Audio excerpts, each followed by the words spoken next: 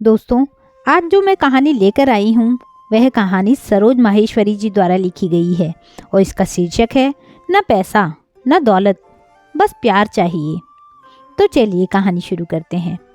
College का आखिरी दिन, सभी दोस्त भविष्य में मिलते रहने का वायदा कर एक दूसरे से विदा ले रहे थे। दूर एक बेंच पर एक जोड़ा एक दूसरे को हाथ में हाथ थामे भविष्य के सुनहरे सपने देख रहा था। विशाल, मैं तुम्हारे बिना नहीं रह सकती। तुम्हें जल्दी ही अपने मम्मी पापा से बात करनी होगी। मैंने अपने मम्मी पापा से बात कर ली है। हाँ श्वेता, मैं आज ही घर में बात करता हूँ। शाम को विशाल का फ़ोन आया। श्वेता ने धड़कते दिल से फ़ोन उठाया। हेलो श्वेता, आज शाम को ही मेरे मम्मी पापा तुमसे मिलना चाहते हैं। खुशी के मारे श्वेता के हाथ कांपने लगे। ठीक है विशाल, मैं 6 बजे तुम्हारे घर पहुंच जाऊंगी। जल्दी से सलीके से तैयार होकर श्वेता विशाल के घर पहुंच गई। आलीशान बंगला, हॉल में सफ़ेद सोफे, मखमली कालीन, विशाल झूमर आदि संपन्नता की कहानी कह रहे थे। डरते हुए श्वेता ने हॉल में प्रवेश किया। नमस्ते अंकल, आंटी जी। आओ बेटा, बैठो। अंकल, मेरा नाम श्वेता है। मैं और विशाल एक ही साथ पढ़ते हैं। मेरा चयन एक आईटी कंपनी में हो गया है। हाँ बेटा, हमें मालूम है। श्वेता, अपने माता पिता के बारे में बताओ। अंकल, मैं सिंगल पेरेंट की बच्ची हूँ। मेरी माँ 22 वर्ष पूर्व बलात्कार की शिकार हो गई थी। तब उनकी उम्र मात्र 18 वर्ष की थी। बलात्कारी ने सजा के भय से आत्महत्या कर ली थी। ज्ञान के अभाव में बढ़ी हुई प्रेगनेंसी को समाप्त करना संभव न था। इसी परिणाम से मेरा जन्म हुआ। इसमें मेरी माँ का कुछ दोष न था। माता पिता के बहुत कहने पर भी मेरी माँ ने शादी नहीं की। स्नातक और फिर बीएड करने के बाद अध्यापिका की नौकरी की और मेरी परवरिश में अपना जीवन समर्पित कर दिया। ड्राइंग रूम में सन्नाटा छा गया।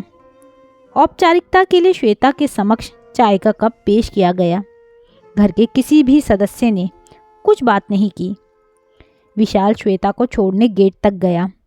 दोनों के बीच मौन ने अपना आधिपत्य जमा लिया। चलते चलते श्वेता ने सुना विशाल की माँ उसके पिताजी से कह रही थी, ऐसी लड़कियां दौलत जमीन जायदाद को की भूखी होती हैं। तभी तो हमारे भोले भाले विशाल को इस लड़की ने अपनी सुंदरता के जाल में फंसा लिया।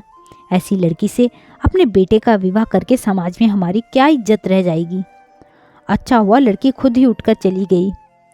इतने बड़े तिरस्कार और आघात लगने से श्वेता ने वह शहर सदा के लिए छोड़ दिया। विशाल ने भी कहीं दूसरी जगह शादी करने से साफ मना कर दिया। एक दिन अचानक एयरपोर्ट पर श्वेता को देखकर विशाल चौंक गया। अरे तुम यहाँ? अरे विशाल, तुम? श्वेता बोली, हाँ, अब मैं बेंगलोर में अपनी माँ के साथ रहती हूँ और वहीं पर जॉब करती हूँ।